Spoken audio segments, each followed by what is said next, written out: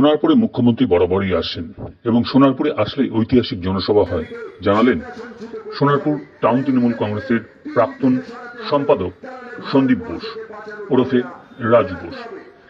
রাজু বোস আরো জানান যে ঐতিহাসিক শুধু মহাসভা নয়, দিদিকে দেখার জন্য অনুপ্রাণিত সোনারপুর উত্তর দক্ষিণের প্রত্যেক মানুষ। দিদি আসছে তো, দিদি আসবে তো, সেই জন্য একটি আবেগ কাজ করে মুখ্যমন্ত্রীর মধ্যে। এবং এই আমাদের যাদবপুর লোকসভা কেন্দ্রের সোনারপুর দক্ষিণ বিধানসভায় আমাদের এবারের প্রচার বিগত দিনের থেকেও অনেক ভালো হয়েছে। আমাদের বিধায়ক লাভলি মৈত্র তিনি নিজে এই প্রচন্ড গরমেও অত্যাধিক পরিশ্রম করছেন, সমস্ত জায়গায় যাচ্ছেন। প্রচারের দিক থেকে কোনো খামতি নেই, সমস্ত ওয়ার্ড এবং পঞ্চায়েতে বিধায়ক নিজে গেছেন, ঠিক আছে, সেদিক থেকে কোনো অসুবিধার ব্যাপার নেই। এবং আমরা ভালো লিড দেবো। সোনারপুর স্পোর্টিং বা সোনারপুর মমতা বন্দ্যোপাধ্যায়ের একেবারে সিপিএম এর গড় কেটে দিয়ে মমতা বন্দ্যোপাধ্যায়ের নিজস্ব একটা জায়গা, এটা মানুষের কাছে তার ভালোবাসা, তার তৈরি মমতা বন্দ্যোপাধ্যায় করেছেন। এবং সোনারপুর মানেই মমতা বন্দ্যোপাধ্যায় সোনারপুর স্পোর্টিং ইউনিয়নের খেলার মাঠ বোঝেন। 91 সালে যখন তিনি এলেন তখন থেকেই সোনারপুর স্পোর্টিং মাঠেই তার যাবতীয় মিটিং। সেই জায়গায় দাঁড়িয়ে উনি সোনারপুরকে এবং সোনারপুর স্পোর্টিং মাঠকে সবসময় লাকিই বলেন। এছাড়া প্রাক্তন এমপি তুলনায় যে আরো ভালো কাজ করবে সায়নী, সে মানুষদেরকে সময় দিতে পারে, কিন্তু সেদিক থেকে তো আপনারা কর্মীরা যথেষ্ট সময় দিয়েছেন। তো আজকে সায়নী ঘোষকে দেখে এবং প্রাক্তন এমপি, এটা তুলনামূলক আপনার কাকে ব্যক্তিগত একদম ভালো লাগে? না, যেরকম সে একজন বড় অভিনেত্রী ছিলেন, নির্বাচন করেছেন, প্রচার করেছেন, পরবর্তীকালে আমাদের বিভিন্ন কাউন্সিলরের মাধ্যমে বা আমাদের পঞ্চায়েতের মাধ্যমে বা পৌরসভার মাধ্যমে তার ফান্ডের টাকা কিন্তু খরচা হয়েছে। একটা লোকসভা নির্বাচনে তো সবসময় লোকসভার ক্যান্ডিডেট রাস্তায় নেমে কাজ করতে পারে না, তার জন্য তো পরপর স্তর আছে, তার নিচে বিধায়ক আছেন, তার নিচে পঞ্চায়েত আছে, পৌরসভা আছে কাজ করার জন্য।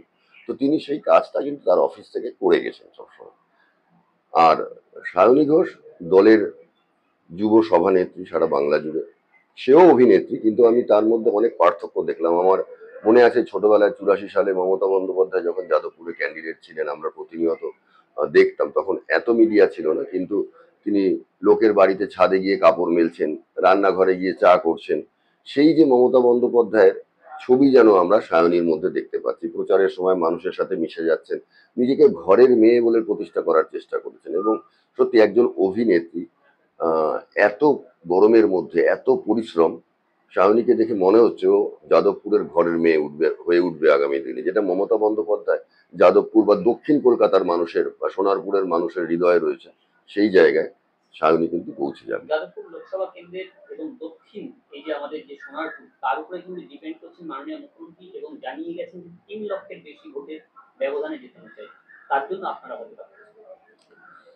আমরা দক্ষিণ বিধানসভা যথেষ্ট পরিশ্রম করেছি প্রত্যেকে, বিধায়ক থেকে শুরু করে, পৌরপিতা থেকে শুরু করে, পঞ্চায়েত সদস্য থেকে শুরু করেছে, এবং আমরা মানুষের বাড়ি বাড়ি গেছি। মানুষের সাড়া কিন্তু অভূতপূর্ব।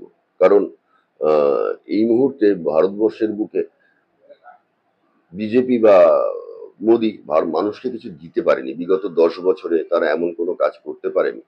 আর মমতা বন্দ্যোপাধ্যায় মানুষকে সবই দিয়েছেন। মমতা বন্দ্যোপাধ্যায় মানুষকে সবই দিয়েছেন, আজকে জন্ম থেকে মৃত্যু পর্যন্ত সমস্ত প্রকল্পগুলো দিয়েছেন, লক্ষ্মীর ভান্ডার দিয়েছেন, কন্যাশ্রী দিয়েছেন, রূপশ্রী দিয়েছেন। মানুষ উদ্গ্রীব হয়ে আছে যে 1 তারিখটা কবে আসবে, ঘাসের ওপর জোড়া ফুল চিহ্নে কবে ছাপটা দেব। সেই দিক থেকে আমরা ভালো ভোটে আমরা লিড দেবো দক্ষিণ বিধানসভা, এবং অবশ্যই 3 লাখ টার্গেট দিয়েছেন, আমরা 3 লাখে পৌঁছে যাব।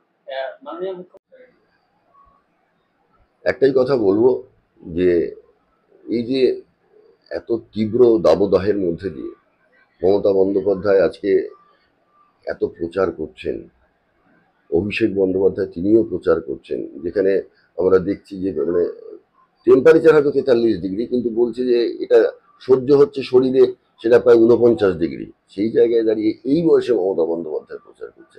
ঈশ্বর যেন তাকে সুস্থ রাখেন, ভালো রাখেন, তাহলে আগামী দিনে বাংলার মানুষ ভালো থাকবে।